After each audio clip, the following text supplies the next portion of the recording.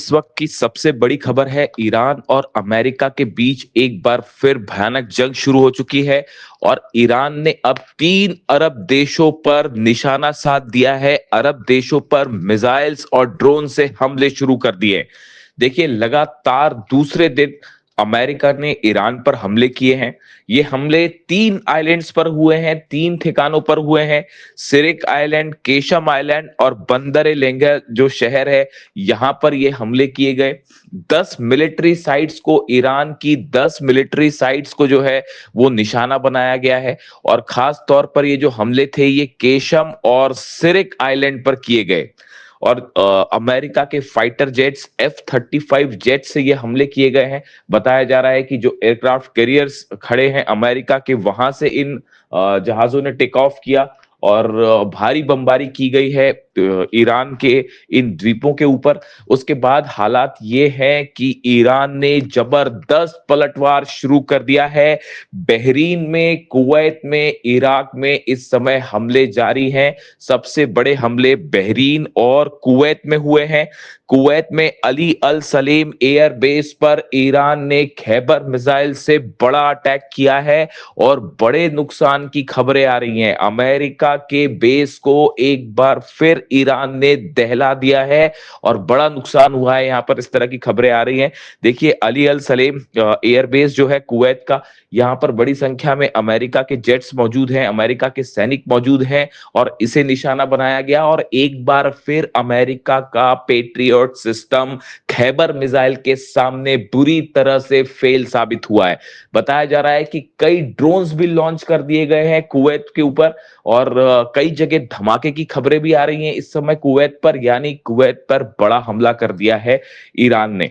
इसी के साथ जो है बहरीन में पोर्ट सलमान बेस है, मनामा में, बहरीन की राजधानी में, जहां पर अमेरिका का अड्डा है।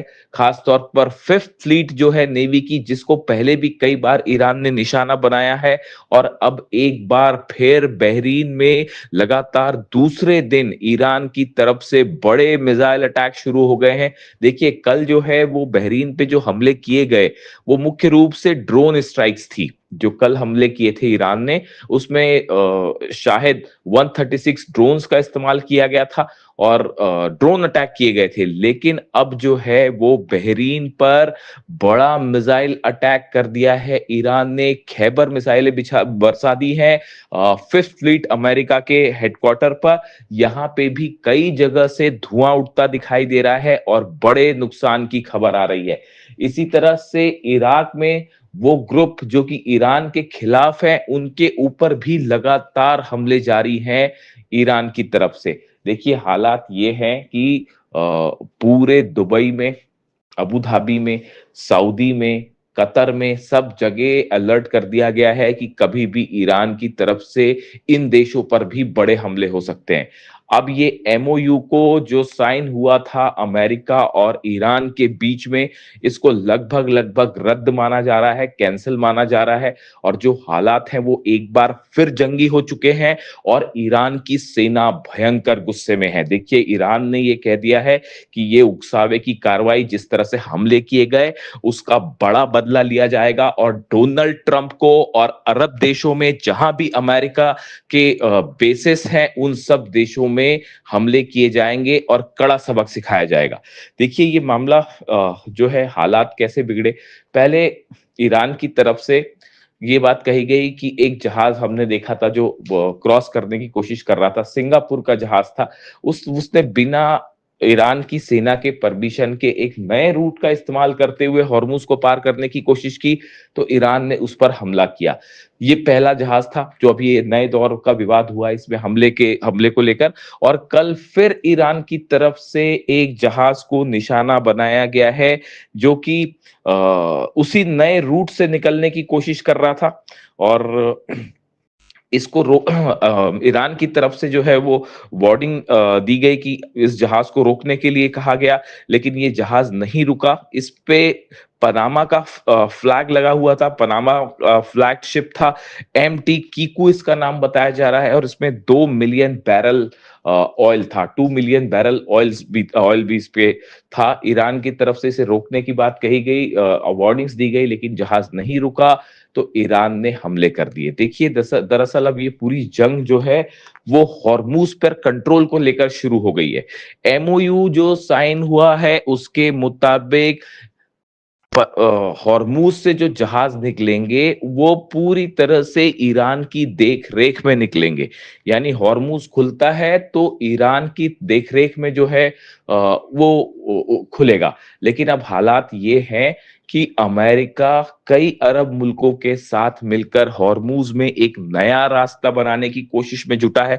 वो पूरी तरह से ईरान को बाईपास करके यहां से जहाज निकालना चाहता है। ये एक बड़ी साजिश बताई जा रही है अमेरिका की कुछ अरब देशों के साथ मिलकर हॉर्मूज में, ऐसा ईरान का कहना है। ईरान ने साफ कर दिया है कि हॉर्मूज ईरान का था, ईरान का है और ईरान का रहेगा, और यहां पर किसी तरह की साजिश होगी तो उसका जवाब खैबर मिसाइलों से दिया जाएगा, उसका जवाब ड्रोन से दिया जाएगा।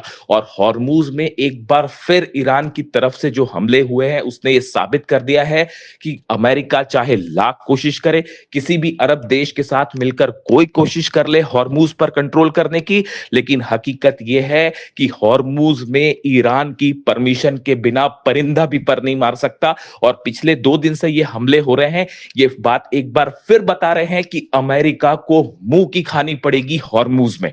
देखिए हालात ये है, ये जितने समय का सीज फायर रहा, जितने आइलैंड्स थे उन सब आइलैंड्स पर ईरान ने अपने मिसाइल लॉन्चर्स को मजबूत कर लिया है, अपने ड्रोन लॉन्चर्स को मजबूत कर लिया है। इसका नतीजा यह है कि अगर ईरान की सेना की जानकारी के बिना जहाज निकलने की कोशिश करेंगे तो ईरान सीधा उन्हें निशाना बनाएगा और अमेरिका उनकी रक्षा नहीं कर सकता। आज बहरीन पर जिस तरह से हमले हो रहे हैं, कुवैत पर हमले हो रहे हैं, इसने एक बार फिर साबित कर दिया है कि अमेरिका अरब देशों की रक्षा नहीं कर सकता। अरब देशों का विश्वास अमेरिका से उठ चुका है। इसीलिए ईरान की तरफ से कहा गया था कि आप अमेरिका को एयर स्पेस ना दें, अमेरिका को हमले करने के लिए अपने देश की जमीन ना दें, वरना अंजाम बुरा होगा। और एक बार फिर मामला उसी तरफ बढ़ता दिखाई दे रहा है। अब हालात ये हैं कि एमओयू और सीज फायर जो है वो पूरी तरह से तार तार हो चुका है, मामला बिगड़ चुका है। डोनाल्ड ट्रंप की तरफ से एक बार फिर नई वार्निंग आई है। डोनाल्ड ट्रंप ने कहा है कि no longer able to be reasonable. उन्होंने कहा है कि अब और संयम नहीं बरता जाएगा, ज्यादा रीजनेबल और नहीं हुआ जा सकता। Would be force to militarily complete the job. उन्होंने कहा है कि अब सेना की मदद से हमारा लक्ष्य पूरा किया जाएगा। इसे एक प्रकार से इस बात का ऐलान माना जा रहा है कि अब अमेरिका और ईरान के बीच हालात और खराब होंगे और बड़ी जंग शुरू हो सकती है। इसी बात की वार्निंग रूस की तरफ से दी गई थी, इसी बात की वार्निंग चाइना की तरफ से दी गई थी। मैं आपको बार बार अपने वीडियोस में यह बात कह रहा था कि एक बार फिर धोखा होगा, एक बार फिर धोखा होगा, और देखिए वही बात सही साबित हुई। हमने एमओयू, जिस दिन एमओयू साइन हुआ था उसी दिन हमने अपने पॉडकास्ट में आपको बताया था कि इस एमओयू की कई शर्तें ऐसी हैं जिन्हें पूरा करना बेहद मुश्किल है और ये एमओयू ज्यादा दिनों तक टिक नहीं पाएगा। और इस एमओयू के पीछे, पर्दे के पीछे ईरान के खिलाफ कई साजिश रची जा रही है। हॉर्मूज पर कैसे कब्जा किया जाए इसकी साजिश है, ईरान के यूरेनियम पर कैसा कब्जा किया जाए इसकी साजिश है, और कई अरब देशों की के साथ मिलकर अमेरिका एक बड़ा प्लान तैयार कर रहा है ईरान के खिलाफ। और देखिए एक बार फिर वही बात निकलकर सामने आ गई है, और अब नतीजा ये है, ईरान की सेना ने इस बात को साफ कर दिया है, नए बयान आए हैं आरजीसी की तरफ से, ईरान की सेना की तरफ से, कि आने वाले वक्त पे अरब देशों में जितने अमेरिकन बेसेस हैं उस पर और भयानक हमले किए जाएंगे। हॉर्मूज में हर चैलेंज का सख्त जवाब दिया जाएगा, ऐसा करारा जवाब जो शायद पहले भी नहीं देखा होगा। बताया जा रहा है ईरान एक बहुत बड़े हमले की प्लानिंग कर रहा है। हालात देखिए लेबनान में भी जिस तरह से है, लेबनान में एक बार फिर जो है नेतन्याहू ने बमबारी शुरू कर दी है और वहां पर भी मौतों की खबरें आ रही हैं। ऐसा ही हाल गाजा का है। लेबनान में जिस तरह से समझौता हुआ, लेबनान की सरकार जो कि अमेरिका की पिट्ठू है, उसके बीच में और इजराइल के बीच में उस समझौते को मानने से लेबनान के लोगों ने ही इनकार कर दिया है। नतीजा ये है, सड़कों पर हजारों लोग हैं, लाखों लोग हैं जो इस समझौते का विरोध कर रहे हैं, इजराइल का विरोध कर रहे हैं। लेबनान में जो है वो ऐसे हालात हैं कि सड़कों पर लाखों लोगों का प्रदर्शन और गुस्सा देखने को मिल रहा है। एक सिविल वॉर छिड़ चुका है। ऐसे में लेबनान से इजराइल की सेना का वापस ना आना एक बार फिर इस जंग को और बड़ा रूप दे सकता है। देखिए अभी जिस तरह की खबरें हैं, बड़े हमले जारी हैं इजराइल की तरफ से लेबनान में, और दक्षिणी लेबनान में खास तौर पर कई ठिकानों को निशाना बनाया गया है जिसमें कई लोगों की मौत की खबरें भी आ रही हैं। देखिए ये ऐसे हालात हैं जिसने एक बार फिर जो है पूरे मिडिल ईस्ट को एक जंग की तरफ आगे बढ़ा दिया है। अब ये एमओयू सिर्फ नाम मात्र का बचा हुआ है जिसका कोई नतीजा निकलता नहीं दिख रहा है, और हालात एक बार फिर जंग की तरफ बढ़ गए हैं और ऐसा लगता है कि शायद फिर से एक बार बड़ी जंग छिड़ सकती है। लेकिन फिलहाल जो हालात हैं, अरब देशों पर ईरान की बड़ी स्ट्राइक्स शुरू हो चुकी हैं। देखिए कल जब अमेरिका की तरफ से पहले स्ट्राइक की गई ईरान के ऊपर, और उसके बाद जब ईरान ने जवाब दिया, ईरान की सेना ने जब जवाब दिया और बहरीन पर हमले किए, उसके बाद आईआरजीसी की तरफ से एक बयान रिलीज़ किया गया और उस बयान में कुरान की एक पंक्ति का जिक्र है। और ये बिल्कुल वही संदेश है जो अली खामेनी साहब ने अपनी शहादत के चंद दिनों पहले सोशल मीडिया पर पोस्ट किया था। देखिए मैं अक्सर इसका जिक्र करता हूँ। मैं अली खामेनी साहब के जितने संदेश थे मैंने सब उनको फॉलो किए। उनकी शहादत के पहले जितने उनके वीडियोस थे मैं उनको फॉलो करता था। आखिरी जब उन पर हमला हुआ उसके चंद दिनों पहले उन्होंने अपने सोशल मीडिया पर एक पोस्ट उनके हवाले से किया गया था जिसमें कुरान की कुछ पंक्तियों का जिक्र था, जिसमें ये लिखा गया था कि अगर कोई आप पर हमला करता है तो उसको बिल्कुल उसी के अंदाज में जवाब दीजिए। ये बात अली खामेनी साहब ने पोस्ट की थी और ये अमेरिका और इजराइल के रेफरेंस में उन्होंने पोस्ट की थी कुरान की पंक्तियों का, आयतों का जिक्र करते हुए। यानी देखिए अली खामेनी साहब ने जो बात कही बिल्कुल उन्हीं पंक्तियों का इस्तेमाल अब ईरान की सेना ने भी किया है और आईआरजीसी ने भी इन्हीं पंक्तियों को पोस्ट किया और ये कहा कि अगर कोई आप पर हमला करता है तो उसको उसी की भाषा में जवाब दिया जाना चाहिए।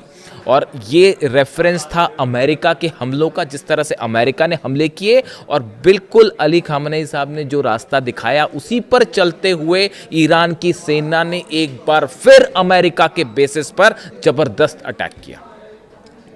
मैं इसीलिए अक्सर कई बात ये कहता हूँ कि अली खामेनी साहब हमारे बीच में नहीं है, लेकिन उन्होंने अपनी सेना के लिए एक ऐसा विजन छोड़ दिया है, ईरान की जनता के लिए, ईरान के 9 करोड़ लोगों के लिए वो विजन छोड़ दिया है जिससे कभी ना अमेरिका और ना इजराइल ना ही कोई और मुल्क कभी ईरान को नहीं हरा सकता। हराने की बात तो छोड़िए, आज ईरान सब पर अकेला भारी पड़ रहा है, चाहे वो अरब देश हो, चाहे अमेरिका की फोर्सेस हो, चाहे नेतन्याहू की फोर्सेस हो। और इसके पीछे यही विजन है, यही प्लानिंग है, यही दूरदृष्टि है जो अली खामेनी साहब ने अपनी सेना को विजन दिया। इसीलिए मैं कहता हूं कि वो न सिर्फ एक अच्छे सुप्रीम लीडर बल्कि बेहतरीन मिलिट्री कमांडर भी थे।